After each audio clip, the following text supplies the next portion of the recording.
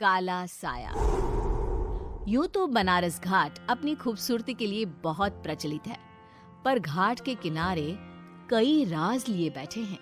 ये कहानी शुरू होती है बनारस के घाट के पास बने ममता निवास से, जहां प्रिया लाल जोड़े में ममता के घर उसकी बहू बनकर आती है। आओ आओ बहू, घर को अपने पैरों से पवित्र करो। ममता घर की दहलीज पार कर ही रही होती है कि अचानक एक बहुत गंदी सी बास पूरे घर में फैल जाती है।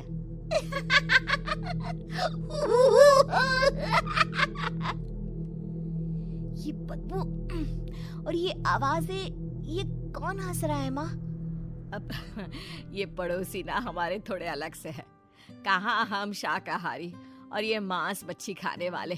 छोड़, तू ध्यान मत दे और गृह प्रवेश कर। और हाँ बहू, अपनी सास की एक बात हमेशा याद रखना, इन पड़ोसियों से तो कभी बात नहीं करेगी। अच्छे लोग नहीं है ये। अपनी सास की ये बात मानेगी ना बेटा? हाँ माँ, जो आपकी मर्जी, मैं उनसे बात नहीं करूंगी। अगले दिन प्रिया अपनी पहली रसोई बनाने रसोई घर में जाती है। ये छोकी बात तो नाक में जा रही है। एक काम करती हूँ, खिड़की खोल देती हूँ। प्रिया खिड़की खोलने जाती है।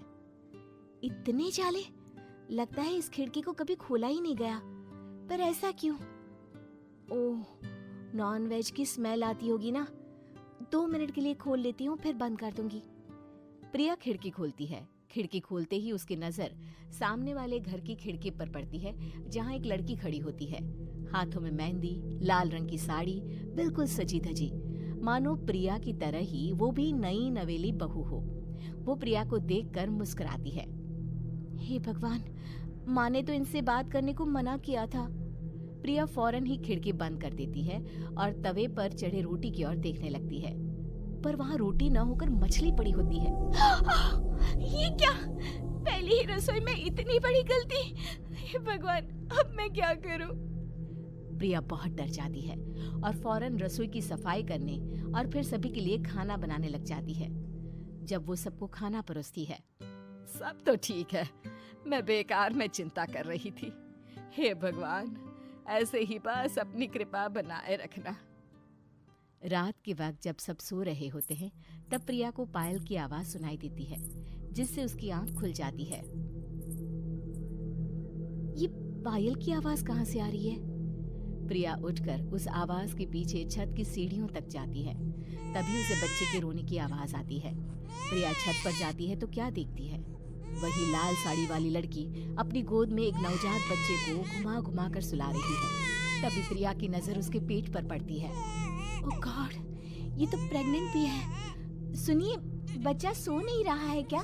मैं कुछ मदद करूं? नहीं नहीं, आपके घर वालों को अच्छा नहीं लगेगा, मैं संभाल लूंगी। स्नेहा की गोद से बच्चा हाथ मारकर प्रिया की गोद में आने को छटपटाने लगता है। दोनों घर अगल बगल में बने होने के कारण प्रिया उस बच्चे को गोद में ले लेती है।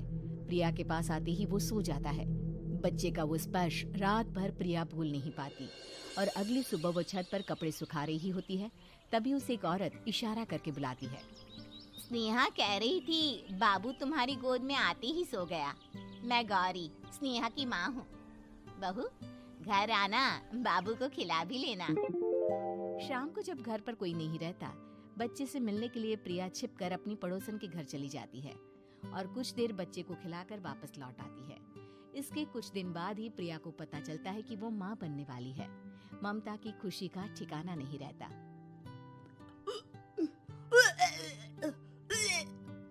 माँ जी, पता नहीं क्यों उल्टी आ रही है। प्रिया भागती हुई वॉशरूम में जाती है तो हरे और लाल रंग की उल्टी करती है। उस उल्टी में से कीड़े निकलते हैं। ये क्या?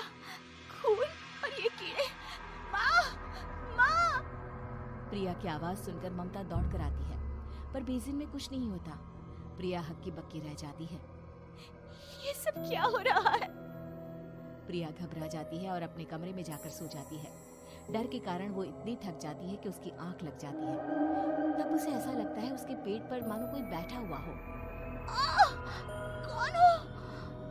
प्रिया के पेट पर एक 5 महीने की बच्ची बैठी हुई थी, जो बुरी तरह जली हुई थी।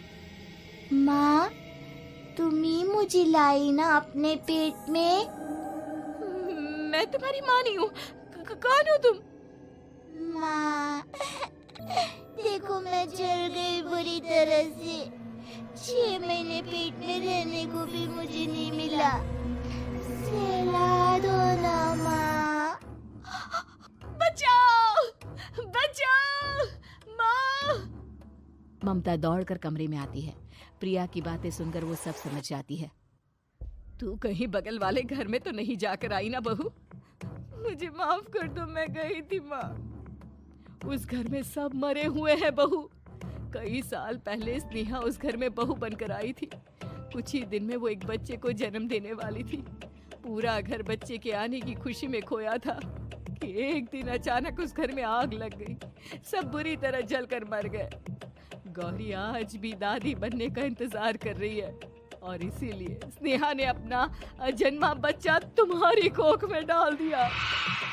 ममता ये कह रही होती है कि पीछे से उसके पैरों को एक बच्चा पकड़ लेता है।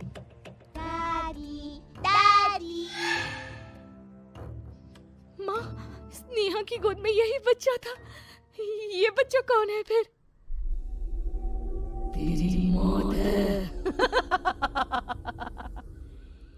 तेरी भी दादी।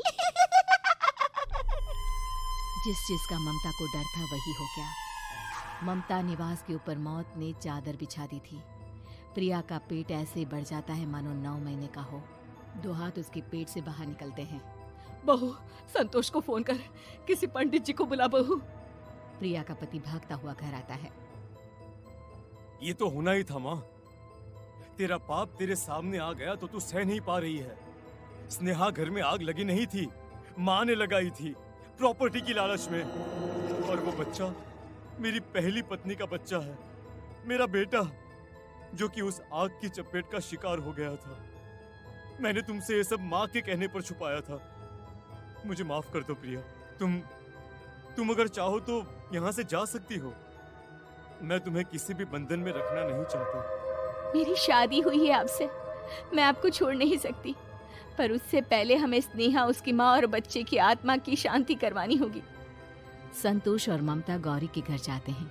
अंदर सब कुछ जला हुआ होता है। जमीन पर जली हुई लाशें बिखरी हुई थी। ममता रो रो कर अपनी करने की माफी गौरी से मांगती है। प्रिया स्नेहा के घर वालों का अंतिम संस्कार करवा देती है और ममता निवास